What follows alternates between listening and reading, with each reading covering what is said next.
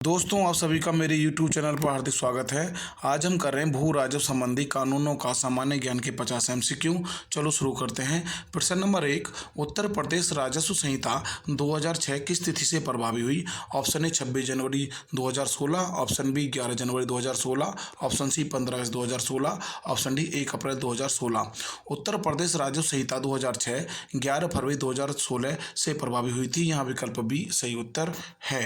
प्रश्न नंबर 2, कृषि वर्ष की अवधि क्या है? ऑप्शन ए 1 जनवरी से 31 दिसंबर, ऑप्शन बी 1 अप्रैल से 31 मार्च, ऑप्शन सी 1 जुलाई से 30 जून, ऑप्शन डी 1 सितंबर से 31 अगस्त। कृषि वर्ष की अवधि 1 जुलाई से 30 जून होती है। यहाँ विकल्प सी सही उत्तर है। प्रश्न नंबर 3, उत्तर प्रदेश में चकबंदी आयुक्त की नियुक्ति कौन करता है? ऑप्शन ए राजस्व परिषद, ऑप्शन बी राज्यपाल, ऑप्शन सी राज्य सरकार, ऑप्शन डी उच्च न्यायालय। उत्तर प्रदेश में चकबंदी आयुक्त की नियुक्ति वो राज्य सरकार करती है। यहाँ विकल्प सी सही उत्तर है।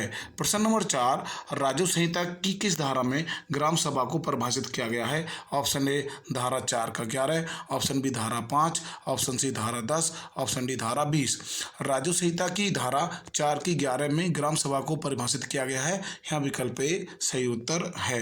प्रश्न नंबर 5, अधिकार अभिलेख किसे कहा जाता है? ऑप्शन ए केवल खसरा, ऑप्शन बी केवल खतौनी, ऑप्शन सी खसरा और खतौनी दोनों, ऑप्शन डी गांव का नक्शा।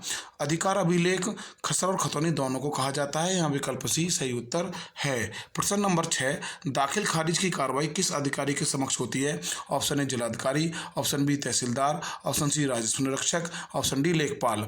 दाखिल खारिज की कार्रवाई तहसीलदार अधिकारी के समक्ष होती है। यहाँ विकल्प बी सही उत्तर है। प्रश्न नंबर 7, खतौनी P11 में जोतदार का नाम बदलने की प्रक्रिया को क्या कहा जाता है? ऑप्शन ए पैमाइश, ऑप्शन बी नामांतरण, ऑप्शन सी हदबंदी, ऑप्शन डी चकबंदी। खतौनी P11 में जोतदार का नाम बदलने की प्रक्रिया को नामांतरण कहा जाता है। यहाँ विकल्प बी सही उत्तर है। प्रश्न नंबर 8, खतौनी का नवीनीकरण कितने वर्ष के अंतराल पर किया जाता है? ऑप्शन ए 3 वर्ष, ऑप्शन बी 5 वर्ष, ऑप्शन सी 6 वर्ष, ऑप्शन डी 10 वर्ष। खतौनी का नवीनीकरण 6 वर्ष के अंतराल पर किया जाता है। यहाँ विकल्प सी सही उत्तर है। प्रश्न नंबर 9, असंक्रमणीय अधिकार वाले भूमिधर को कितने वर्ष बाद संक्रमणीय अधिकार मिलते हैं? ऑप्शन ए 5 वर्ष, ऑप्शन बी 7 वर्ष, ऑप्शन सी 10 वर्ष, ऑप्शन डी 12 वर्ष। असंक्रमणीय अधिकार वाले भूमिधर को 10 वर्ष बाद संक्रमणीय अधिकार मिलते हैं। यहाँ विकल्प सी सही उत्तर है। प्रश्न नंबर 10, भूमि प्रबंधन समिति LMC का अध्यक्ष कौन होता है? ऑप्शन ए लेखपाल, ऑप्शन बी कानूनगो, ऑप्शन सी ग्राम प्रधान, ऑप्शन डी सचिव। भूमि प्रबंधक समिति LMC का अध्यक्ष वो ग्राम प्रधान होता है। यहाँ विकल्प सी सही उत्तर है। प्रश्न नंबर 11, जोत होल्डिंग शब्द से क्या तात्पर्य है? ऑप्शन ए केवल एक खेत, ऑप्शन बी एक ही पट्टे के तहत धारित भूमि, ऑप्शन सी गांव की समस्त भूमि, ऑप्शन डी सरकारी चारागाह है। जोत होल्डिंग शब्द से तात्पर्य एक ही पट्टे के तहत धारित भूमि है। यहाँ विकल्प बी सही उत्तर है। प्रश्न नंबर 12, राजस्व परिषद के न्यायिक सदस्यों की नियुक्ति कौन करता है? ऑप्शन ए उच्च न्यायालय, ऑप्शन बी राज्यपाल, ऑप्शन सी राज्य सरकार, ऑप्शन डी केंद्र सरकार। राजस्व परिषद के न्यायिक सदस्यों की नियुक्ति वो राज्य सरकार करती है। यहाँ विकल्प सी सही उत्तर है। प्रश्न नंबर 13, राजस्व अभिलेखों में पेनल्टी या अर्थदंड लगाने का अधिकार किसे है? ऑप्शन ए तहसीलदार न्यायिक, option B collector, option C उपजिलाधिकारी, ऑप्शन डी उपरोक्त सभी। राजस्व अभिलेखों में पेनल्टी या अर्थदंड लगाने का अधिकार उपरोक्त सभी अधिकारियों को है। यहाँ विकल्प डी सही उत्तर है। प्रश्न नंबर 14, उत्तर प्रदेश जोत चकबंदी अधिनियम किस वर्ष पारित हुआ? Option A 1950, option B 1953, option C 1960, option D 1972। Uttar Pradesh जोत चकबंदी अधिनियम 1953 में पारित हुआ था। यहाँ विकल्प बी सही उत्तर है। प्रश्न नंबर 15, भूमिधर द्वारा वसीयत विल करने की शक्ति किस धारा में है? ऑप्शन ए धारा 101, ऑप्शन बी धारा 105, ऑप्शन सी धारा 107, ऑप्शन डी धारा 110। भूमिधर द्वारा वसीयत करने की शक्ति धारा 107 में है। यहाँ विकल्प सी सही उत्तर है। प्रश्न नंबर 16, लावारिस भूमि पर किसका अधिकार होता है? ऑप्शन ए ग्राम प्रधान का, ऑप्शन बी पड़ोसी किसान का, ऑप्शन सी राज्य सरकार का, ऑप्शन डी केंद्र सरकार का। लावारिस भूमि पर राज्य सरकार का अधिकार होता है। यहाँ विकल्प सी सही उत्तर है।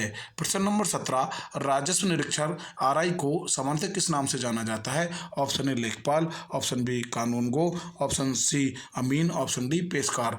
राजस्व निरीक्षक आरआई को सामान्यतः कानून गो नाम से जाना जाता है, यहाँ विकल्प बी सही उत्तर है।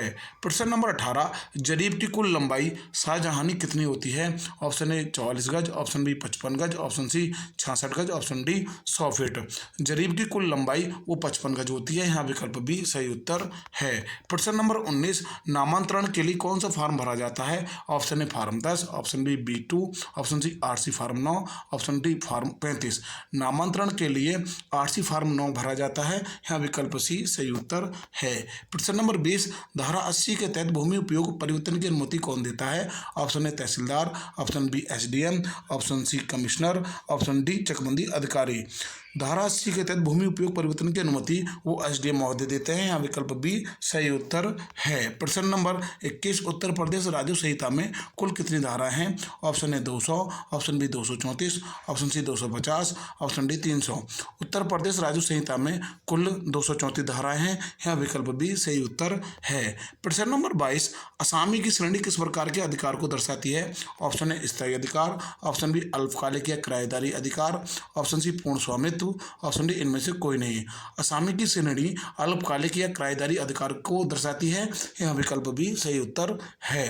प्रश्न नंबर 23, गांव की सीमा पर पत्थर लगवाने की जिम्मेदारी किसकी है? ऑप्शन ए लेखपाल, option B collector, option C ग्राम प्रधान, ऑप्शन डी कानून गो। गांव की सीमा पर पत्थर लगवाने की जिम्मेदारी वो कलेक्टर महोदय की होती है, यहाँ विकल्प बी सही उत्तर है। प्रश्न नंबर 24, राजा टोडरमल भूलेख प्रशिक्षण संस्थान कहाँ है? Option A Hardoi, option B Lucknow, option C Agra, option D Kanpur. Raja Todarmal भूलेख प्रशिक्षण संस्थान वो हरदोई में है, यहाँ विकल्प ए सही उत्तर है। प्रश्न नंबर 25, भू राजस्व की बकाया राशि की वसूली के लिए किसी व्यक्ति को अधिकतम कितने दिनों के लिए सिविल कारागार में निरुद्ध किया जा सकता है? ऑप्शन ए 7 दिन, ऑप्शन बी 15 दिन, ऑप्शन सी 30 दिन, ऑप्शन डी 60 दिन। भू राजस्व की बकाया राशि की वसूली के लिए किसी व्यक्ति को अधिकतम 15 दिनों के लिए सिविल कारागार में निरुद्ध किया जा सकता है, यहाँ विकल्प बी सही उत्तर है। प्रश्न नंबर 26, चकबंदी का मुख्य उद्देश्य क्या है? ऑप्शन ए लगान कम करना, ऑप्शन में बिखरे खेतों को इकट्ठा करना, ऑप्शन सी जिम्मेदारी प्रथा लागू करना, ऑप्शन डी वन क्षेत्र बढ़ाना। चकबंदी का मुख्य उद्देश्य बिखरे खेतों को इकट्ठा करना है, यहाँ विकल्प बी सही उत्तर है। प्रश्न नंबर 27, राजस्व न्यायालयों के पदानुक्रम में सबसे नीचे कौन है? ऑप्शन ए नायब तहसीलदार, ऑप्शन बी तहसीलदार, option C SDM, option D collector. राजस्व न्यायालयों के पदानुक्रम में सबसे नीचे नायब तहसीलदार के पद होता है, यहाँ विकल्प ए सही उत्तर है। प्रश्न नंबर 28, धारा 67 के तहत अतिक्रमण हटाने का नोटिस कौन जारी करता है? ऑप्शन ए ग्राम प्रधान, ऑप्शन बी सहायक collector, option C police inspector, option D पटवारी। धारा 67 के तहत अतिक्रमण हटाने का नोटिस सहायक कलेक्टर महोदय जारी करते हैं, यहाँ विकल्प बी सही उत्तर है। प्रश्न नंबर 29, भू राजस्व का निर्धारण किस आधार पर होता है? ऑप्शन ए फसल के मूल्य पर, ऑप्शन बी भूमि की श्रेणी और क्षमता पर, ऑप्शन सी किसान की आय पर, ऑप्शन डी रैंडम आधार पर। भू राजस्व का निर्धारण भूमि की श्रेणी और क्षमता पर होता है, यहाँ विकल्प बी सही उत्तर है। प्रश्न नंबर 30, भूदान आंदोलन कब शुरू हुआ था? Option A 1947, option B 1951, option C 1955, option D 1960। Bhoodan आंदोलन वो 1951 में शुरू हुआ था, यहाँ विकल्प बी सही उत्तर है। प्रश्न नंबर 31, लेखपाल के कार्य का पर्यवेक्षण कौन करता है? Option A tehsildar, option B राजस्व निरीक्षक, ऑप्शन सी खंड विकास अधिकारी, ऑप्शन डी ग्राम प्रधान। लेखपाल के कार्य का पर्यवेक्षण राजस्व निरीक्षक करता है, यहाँ विकल्प बी सही उत्तर है। प्रश्न नंबर 32, विरासत दर्ज करने के लिए लेखपाल को कितने दिनों का समय मिलता है? ऑप्शन ए 15 दिन, ऑप्शन बी 30 दिन, ऑप्शन सी 45 दिन, ऑप्शन डी 60 दिन। विरासत दर्ज करने के लिए लेखपाल को 15 दिनों का समय मिलता है, यहाँ विकल्प ए सही उत्तर है। प्रश्न नंबर 33, उत्तर प्रदेश में एक बीघे में कितने बिस्वा होते हैं? Option A 10, option B 15, option C 20, option D 25। Uttar Pradesh में एक बीघे में 20 बिस्वा होते हैं, यहाँ विकल्प सी सही उत्तर है। प्रश्न नंबर 34, आपदा सूखा बाढ़ के समय लगान की छूट कौन देता है? ऑप्शन ए केंद्र सरकार, ऑप्शन बी राज्य सरकार, ऑप्शन सी राजस्व परिषद, ऑप्शन डी जिला मजिस्ट्रेट। आपदा सूखा या बाढ़ के समय लगान की छूट जो है वो राज्य सरकार देती है, यहाँ विकल्प बी सही उत्तर है। प्रश्न नंबर 35, धारा 98 के तहत SC/ST की भूमि बिक्री पर किसकी अनुमति आवश्यक है? ऑप्शन ए मुख्यमंत्री, ऑप्शन बी जिलाधिकारी, ऑप्शन सी तहसीलदार, ऑप्शन डी राज्यपाल। धारा 98 के तहत SC/ST की भूमि बिक्री पर जिलाधिकारी महोदय की अनुमति आवश्यक है, यहाँ विकल्प बी सही उत्तर है। प्रश्न नंबर 36, पड़ताल लेखपाल द्वारा 12 वर्ष में कितनी बार की जाती है? ऑप्शन ए 1 बार, ऑप्शन बी 2 बार, ऑप्शन सी 3 बार, ऑप्शन डी 4 बार। पड़ताल लेखपाल द्वारा वर्ष में 3 बार की जाती है। यहाँ विकल्प सी सही उत्तर है। प्रश्न नंबर 37, खसरा क्या है? ऑप्शन ए व्यक्तिगत खाता, ऑप्शन बी वार्षिक रजिस्टर या फील्ड बुक, ऑप्शन सी लगान रसीद, ऑप्शन डी बैंक पासबुक। खसरा जो है वो वार्षिक रजिस्टर या फील्ड बुक होती है। यहाँ विकल्प बी सही उत्तर है। प्रश्न नंबर 38, अमल दरामद का क्या अर्थ है? ऑप्शन ए जमीन बेचना, ऑप्शन बी सरकारी रिकॉर्ड में प्रविष्टि करना, ऑप्शन सी जमीन को गिरवी रखना, ऑप्शन डी पैमाइश करना। अमल दरामद का अर्थ सरकारी रिकॉर्ड में प्रविष्टि करना है। यहाँ विकल्प बी सही उत्तर है। प्रश्न नंबर 39, राजस्व परिषद का प्रशासनिक मुख्यालय कहाँ है? Option A Prayagraj, option B Lucknow, option C Agra, option D Meerut. राजस्व परिषद का प्रशासनिक मुख्यालय वो लखनऊ में है। यहाँ विकल्प बी सही उत्तर है। प्रश्न नंबर 40, जोत सीमा अधिनियम के तहत एक व्यक्ति के पास अधिकतम कितनी सिंचित भूमि हो सकती है? ऑप्शन ए 10 एकड़, ऑप्शन बी 12.5 एकड़, ऑप्शन सी 18 एकड़, ऑप्शन डी 25 एकड़।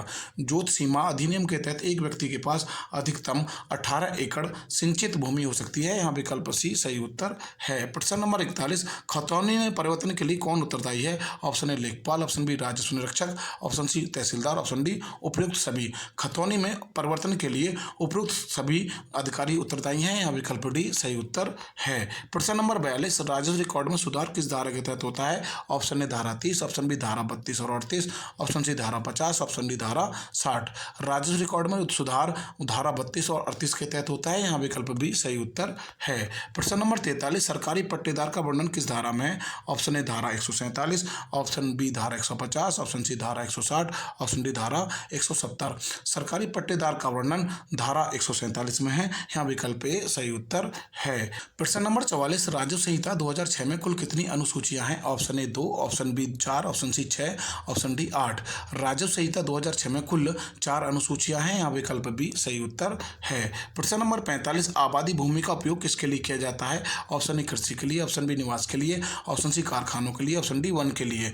आबादी भूमि का उपयोग निवास के लिए किया जाता है। यहाँ विकल्प बी सही उत्तर है। प्रश्न नंबर 46, राजस्व परिषद के नए कार्यों में क्या शामिल है? ऑप्शन ए अपील और निगरानी, ऑप्शन बी लेखपालों की भर्ती, ऑप्शन सी बजट तैयार करना, ऑप्शन डी चुनाव कराना।